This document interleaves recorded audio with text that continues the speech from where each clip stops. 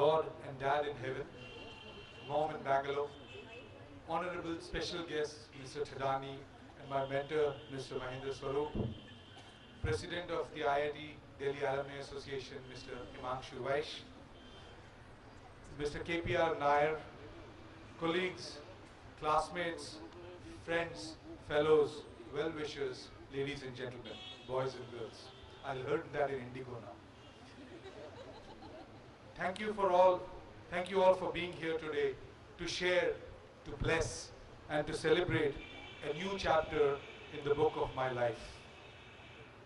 You have all blessed me today, not only with your presence, but also with your guidance and support in all these months that have gone into making the winner's prize. All of that may be intangible to the world, but will remain permanently etched in the depths of my heart as your benediction. If I were to list and felicitate everyone who helped me with this book, that itself would be another ceremony. And I fondly hope and wish that we will all congregate once more at a more opportune occasion to felicitate, probably with a reprint edition of the winner's prize. So today, let me therefore share with you the story of the winner's prize, the story of the making of the winner's prize. Looking back over the past few months, I have often wondered what made me write a book, a fiction novel at that, at the age of 51. Indeed, some of you have asked me, and some of the friends from the media did quiz me on that. So let me confess it all. Whiskey can do wonders to your creativity. So it was all at a drink at my friend Ashu's place, also a fellow IITian.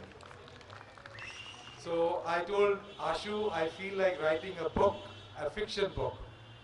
In his usual frank and dry candor, he told me, that's not difficult, you've been writing fiction all your life. So he summed up the entire sum and substance of my consulting career as a work of fiction. So I was a bit disappointed, but then I thought commercially. I said, if I have survived 20 years writing reports, fiction shouldn't be so bad. If my book is half as good as my report, I wouldn't be losing money.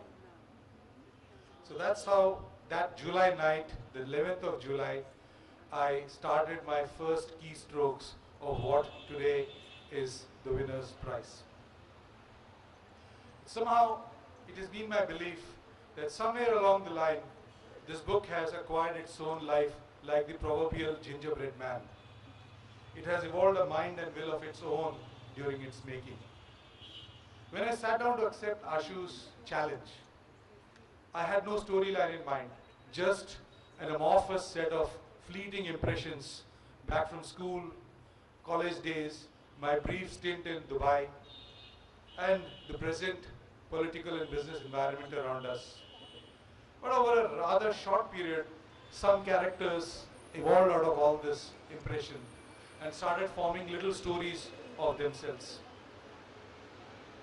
We have heard today about being a winner and being a better loser than being a winner from two illustrious people who are role models for us, and I sincerely consider them to be role models for me. I almost felt like tearing up my speech, and therefore I'm just going to speak like a loser now instead of a winner.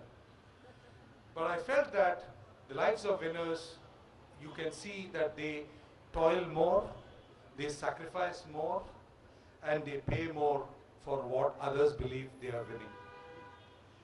But ultimately, when they sit back and look at it, you are actually feel that you are overdoing, you are working harder than the others for probably a result which need not be what you expected. So what does it make, what makes it worthwhile at the end of the day? I think what I have learned in a little bit of life is that what makes it all worthwhile going through that pain is a cause that is bigger than ourselves. When we get united with a purpose and a cause which is larger than our own little selves, then we truly transform and we all become winners, as our speakers said today. Finishing the script was the easier part, because I found that one unifying higher purpose that my characters had to deal with And that was the essence of the book that you see. For justice to be served, truth must bear its own witness.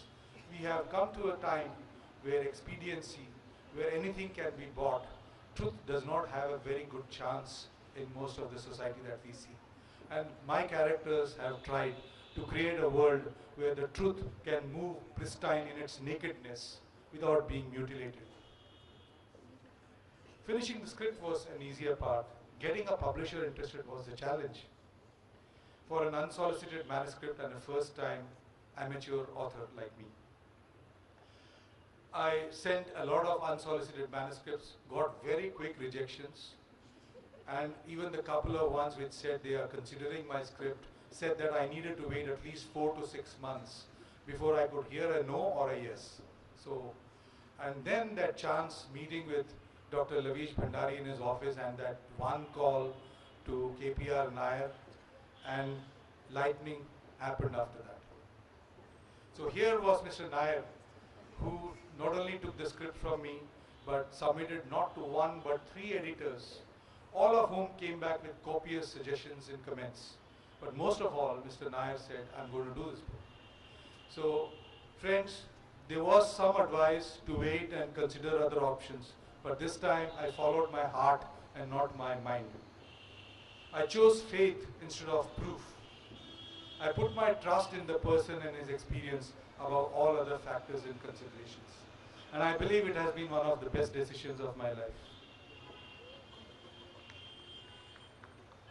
Yet, we all know that the winner's prize is an alliance of the new. It is an alliance between a first-time author and a first fiction imprint of a very good publisher. Understandably, it did face some initial challenges.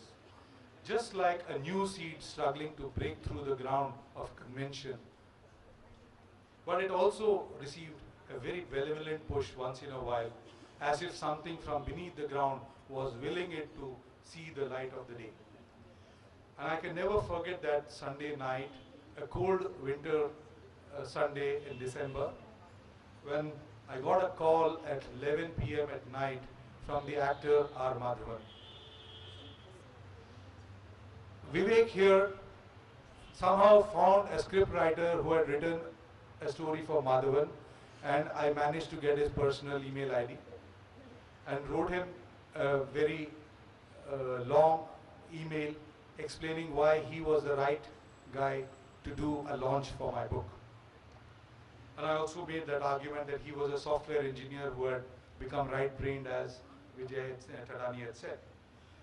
I got an SMS, I got an email asking for my cell number, which I promptly gave, and then I got this call at 11 in the night, and it was a very long and nice call. He actually heard the script of the book, and then he said, obviously he could not do the launch for reasons I'm not going to get it here, but above all he had fractured his leg in a shooting. But he said he looked forward to the book becoming a film someday, and I was elated and upset at the same time. I thought he was actually brushing me off in a very polite manner. I didn't know whether he was complimenting me or just jettisoning me. But nevertheless, I bargained a bit and I said, if you can't do it for the launch, can you give me an endorsement for the book? Like celebrities, he did not commit. He said, just give me some time to think over it and just remind me after a few weeks. Several expectant and disappointing weeks later, I heard from Mr. Nair that the book was going into print the next day. And I was sitting in God-forsaken East Timor, where there is no connectivity over the telephone. There is no BlackBerry functioning there, and the internet is painfully slow. And I tried in vain to contact Mr. R. Madhavan to remind him that he had asked me to remind him for the blurb for my book. It was a very long night because the internet was very slow, and I dozed off without realizing whether the message had gone out from the outbox to the sent items or not. But when I woke up to a single message on my inbox, and it was a message from France where he said that he was very happy to give a blurb, the blurb that you see on the cover page of the book. And but it was not the fact that he gave me the blurb, what really made it important was the last line in his email where he said, anything for an IITian. So he did not endorse my book, he endorsed the institution to which I proudly belong. So what more can I say? The Winners Prize has had its own destiny, its own momentum beyond me and Mr. Nair. The Facebook campaign, these young boys and girls, and I really want them all to come here and give them a big hand. All the stuff that you saw on the screens was made by them. I'm going to call Pooja, Akshita, Sagar, and Shreyas. Is Parivardhan here? Parivardhan is happy in Goa. So all these 4 young people, they're all amateurs with a passion. They created the video trailers. They created the song videos. They did the original footage. And let's give them a big hand. And they also designed what is probably a very novel Facebook campaign for a book. Within 1 week of the campaign, we have touched 320,000 people in 32 countries in the world as the Winners Prize. So I now sense humbly that the Winners Prize has its own life and its own destiny. And it must find that destiny somewhere in this universe, wherever it belongs. Whether in the hands and the hearts of the people that read it, whether on the bookshelves of cozy, warm homes, or in dust-laden, cold warehouses of the book distributor. Only time and providence can tell. Meanwhile, as I wrote in the book, on a lonely skiff, in a lonely stream, I pursue in quest of a lofty dream. Wouldn't know if I'm going to make it. Would never find out if I didn't stake it. With these thoughts, I dedicate the Winners Prize to the spirit of the winner in all of us. The spirit that makes us lick our wounds, wipe our tears, roll up our sleeves once again, and take up the cudgels willingly for what is right in life and what we believe in. God bless you, wonderful people, and thank you once again for coming and gracing my life this evening.